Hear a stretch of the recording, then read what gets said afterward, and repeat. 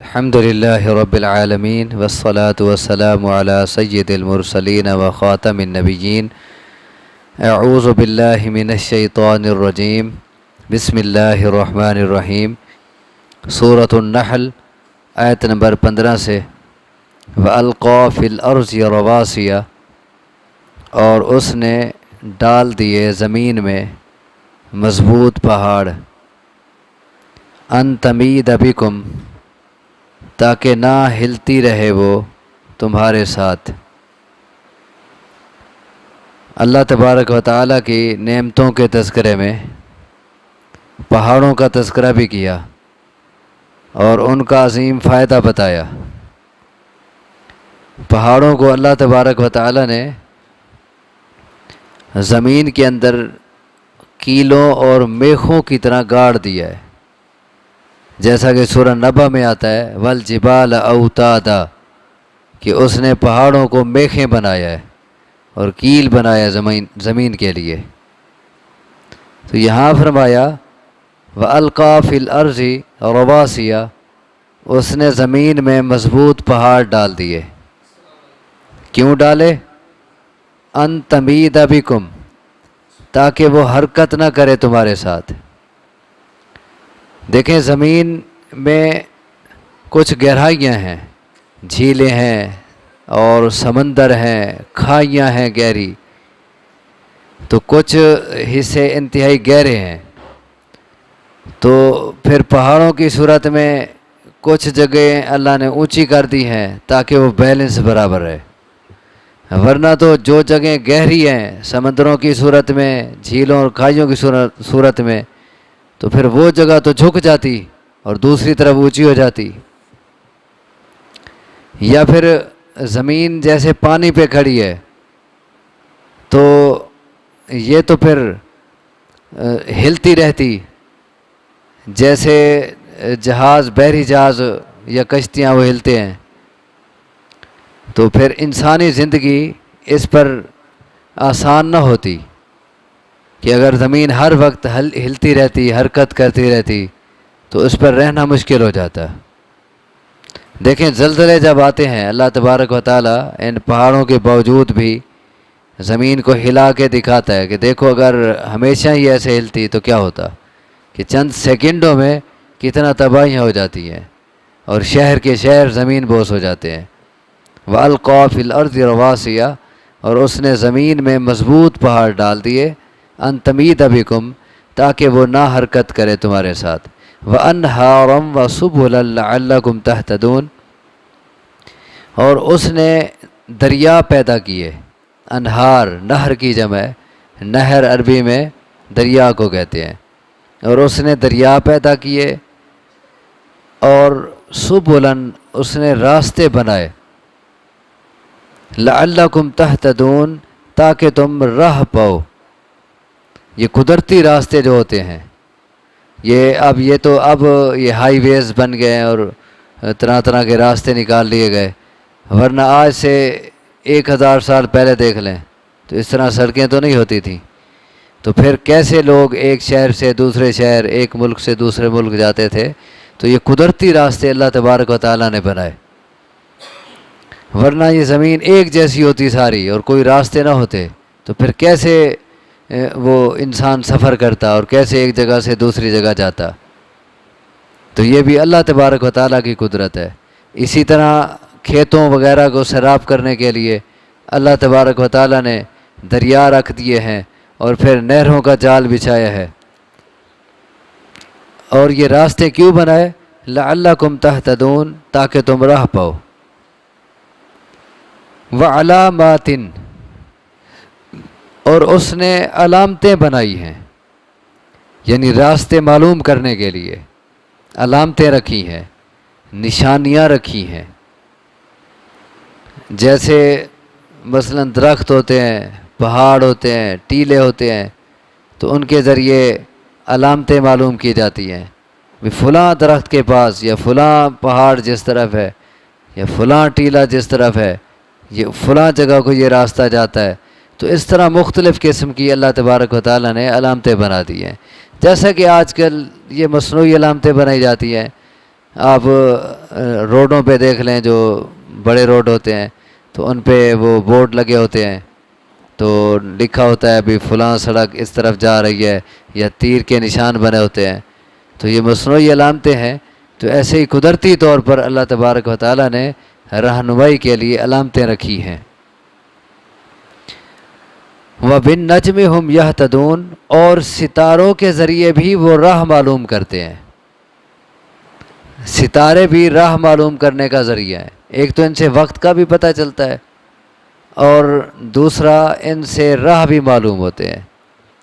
جیسا کہ ایک اور جگہ کہا ہے اللہ تبارک و تعالیٰ نے کہ اس نے ستارے بنائے ہیں تاکہ تم خشکی اور سمندر کی تاریکیوں میں ان کے ذریعے راستہ معلوم کرو. خصوصاً رات کے وقت چونکہ ستارے ہوتے ہیں، اور رات کو اگر سمندری سفر ہے تو اب اس کا پتہ کیسے چلے گا ابھی کس طرف جانا ہے؟ وہ تو ہر طرف پانی ہی پانی ہے. یا صحراؤں کا سفر ہے، لمبے چوڑے وسیع و عریض کئی میلوں پر محیط جو صحرا ہوتے ہیں، تو ان کا سفر کیسے کیا جاتا؟ تو اللہ تبارک و تعالیٰ نے اس کے لیے یہ ستارے رکھ دیے ہیں، اور ستاروں کو دیکھ کے لوگ اپنے راستے معلوم کرتے ہیں. تو فرمایا وَبِالنَّجْمِ هُمْ يَهْتَدُونَ، اور ستاروں کے ذریعے وہ راہ معلوم کرتے ہیں. أَفَمَنْ يَخْلُقُ كَمَنْ لَا يَخْلُقُ، کیا پس وہ جو پیدا کرتا ہے وہ اس کی طرح ہے جو پیدا نہیں کر سکتا؟ أَفَلَا تَذَكَّرُونَ، تو کیا پھر نہیں تم نصیحت لیتے؟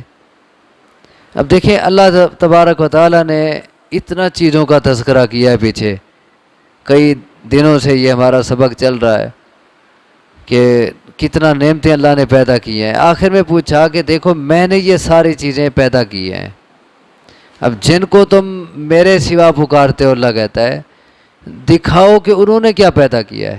ھذا خلق اللہ فارونی ماذا خلق الذین من دونہ، اللہ کہتے ہیں یہ میری تخلیق ہے جو تمہارے سامنے ہے، تم بھی مانتے ہو، اور جن کو تم اللہ کے سوا پکارتے ہو مجھے دکھاؤ انہوں نے کیا پیدا کیا ہے.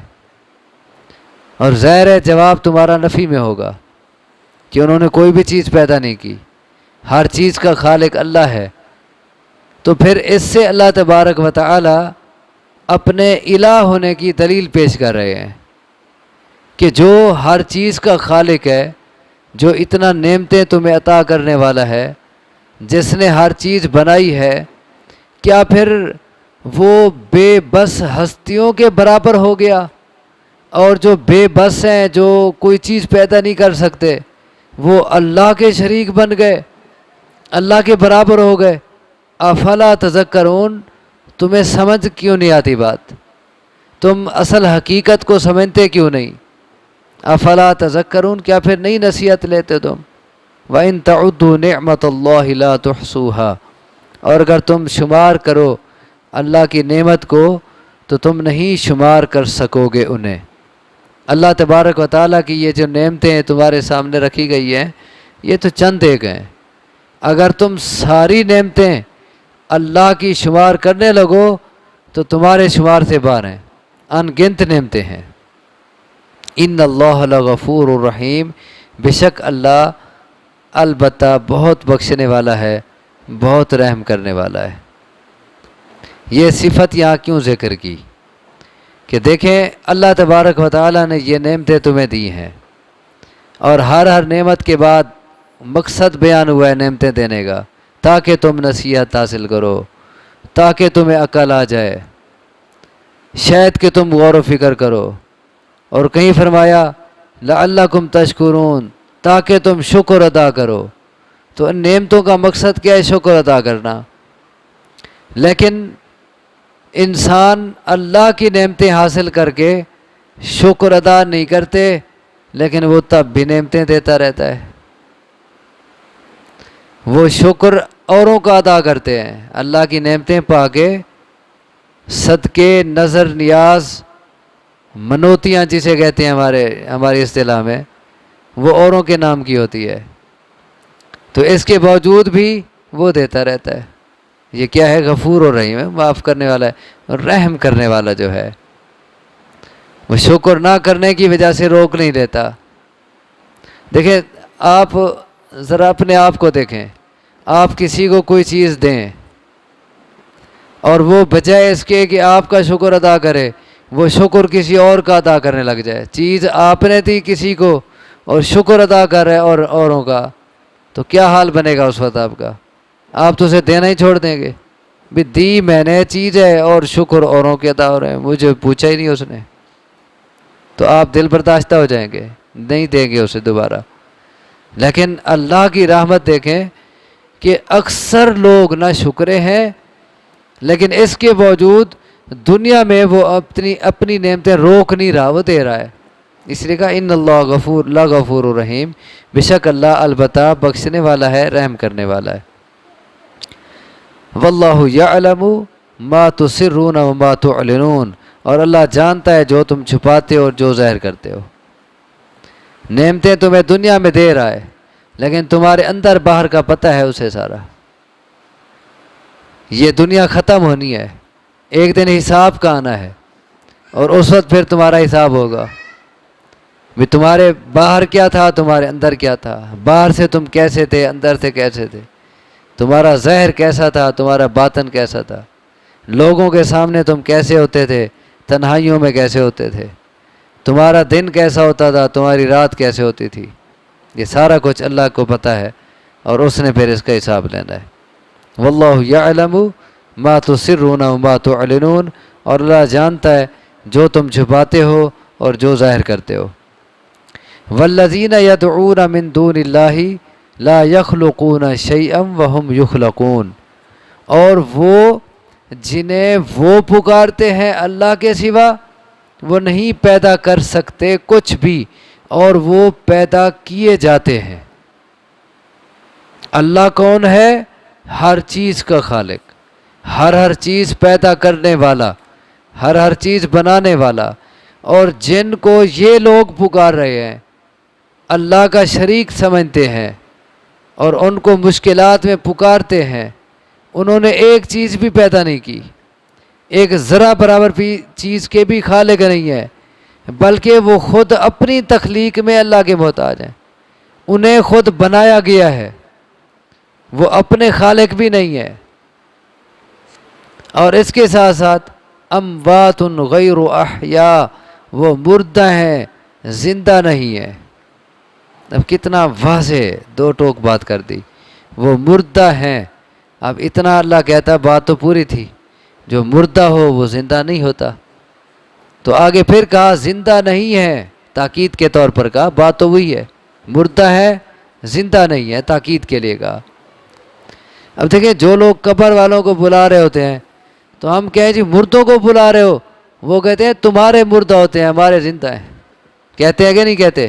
وہ کہتے ہیں زندہ ہے، ہم تو زندوں کو پکار رہے ہیں۔ اب دیکھیں کتنا تضاد ہو گیا قرآن کے ساتھ۔ اللہ کہتا ہے مردہ ہیں، زندہ نہیں ہیں، وہ کہتے ہیں زندہ ہیں، مردہ نہیں ہے۔ انکار ہو گیا کہ نہ ہو گیا قرآن کا؟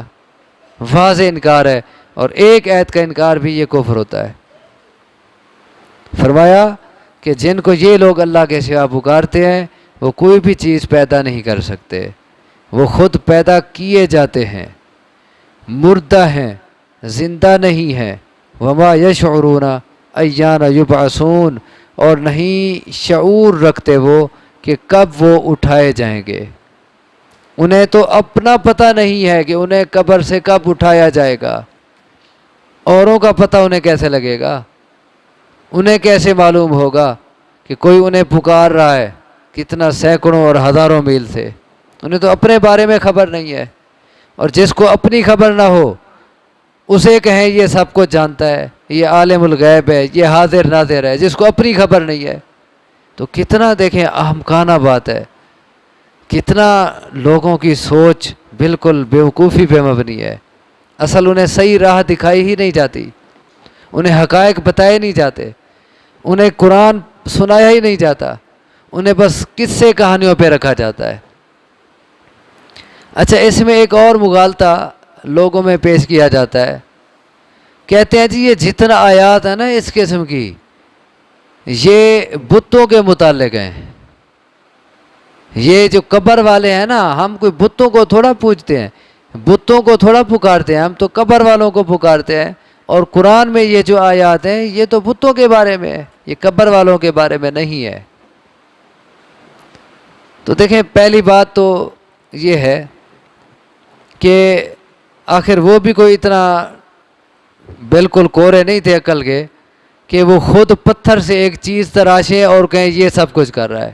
اصل ان کے سامنے بھی وہ ہستی ہوتی تھی جس کی وہ تصویر بنا کے رکھتے تھے. وہ تصویر صرف یاد دہانی کے لیے ہوتی، ایک یادگار کے طور پر ہوتی. اصل وہ ان کا نظریہ یہ تھا کہ یہ لکڑی کی یا پتھر کی تصویر ہم نے جس کی بنائی ہے، اصل وہ بزرگ سارا کام کر رہا ہے جو قبر میں جا چکا ہے. نظریہ ایک ہی تھا. یہ نہیں کہ ایک لکڑی اور درخت سے انہوں نے کاٹی اور اس کی ایک تصویر بنائی اور آپ کہیں بھی یہی سب کچھ دے رہا ہے. نہیں، اس تصویر کے پیچھے جو ہستی ہے ان کا نظریہ تھا کہ وہ سب کچھ کر رہا ہے. اسی لیے ان کا نظریہ بھی قبر پرستی کا ہی تھا. وہ ٹھیک ہے قبر کے اوپر نہیں جاتے تھے، لیکن قبر والے کی ہی تصویر بنا کے وہ اس سے مانگتے تھے. نظریہ تو ایک ہی رہا. وہ بھی یہ سمجھ رہے ہیں کہ قبر والا سب کچھ کر رہا ہے اور وہی دے رہا ہے یا منوا رہا ہے. دوسری بات یہ ہے کہ یہ کہنا بھی یہ بتوں کے متعلق ہے، قبروں کے متعلق نہیں ہے. دیکھیں کیا بتوں کو اٹھایا جائے گا قیامت کے دن؟ یہ جو کہا جا رہا ہے کہ مردہ ہے زندہ نہیں ہے، پتھر کے بارے میں کہا جاتا ہے یہ مردہ ہے. مردہ تو اس کے بارے میں کہا جاتا ہے جس میں حیات تھی اور پھر ختم ہو گئی، اسے کہا جاتا ہے یہ مردہ ہے. جو ہے ہی سرے سے بے جان چیز اسے تو ہم کہیں یہ دروازہ جو ہے یہ مر چکا ہے، مردہ ہے کہہ سکتے ہیں؟ یا یہ پھٹی جو ہے یہ مردہ ہے؟ نہیں، یہ تو ہے ہی جمادات میں سے، یہ بے جان ہے. مردہ اسی کو کہتے ہیں جس میں پہلے جان تھی اب ختم ہو گئی، روح نکال لی گئی. ایک بات. دوسری بات یہ ہے کہ فرمایا انہیں اتنا پتہ نہیں کہ انہیں کب اٹھایا جائے گا. تو کیا لکڑیوں کو اٹھایا جائے گا؟ پتھروں کو اٹھایا کن کو جائے گا؟ انسانوں کو اٹھایا جائے گا. تو یہ انسانوں کی بات ہے، یہ قبر والوں کی بات ہے. یہ کوئی صرف پتھر کی مورتیوں کی یا لکڑیوں کی بات نہیں ہے. یہ محض مغالطہ دیا جاتا ہے لوگوں کو. جب یہ آیات ہم پڑھ کے سناتے ہیں تو وہ ان کو اپنوں کو مغالطہ دے دیتے ہیں. نہیں نہیں، یہ ایسے ہی آیات پڑھتے ہیں، یہ تو قبر والوں کے بارے میں ہے ہی نہیں، یہ تو پتھروں کے بتوں کے بارے میں ہے. حالانکہ بتوں کو تو نہیں اٹھایا جائے گا. تو یہ لفظ بتا رہا ہے کہ وما یشعرون ایان یبعثون، کہ یہ قبر والوں کی بات ہے. فرمایا مردہ ہے زندہ نہیں ہے اور انہیں نہیں شعور کہ کب اٹھائے جائیں گے وہ. اللہ تبارک و تعالیٰ سے دعا ہے مجھے آپ کو سمجھنے کی عمل کی توفیق عطا فرمائے. اقول قولی ھذا واستغفر اللہ لی ولکم وآخر دعوانا ان الحمد للہ رب العالمین.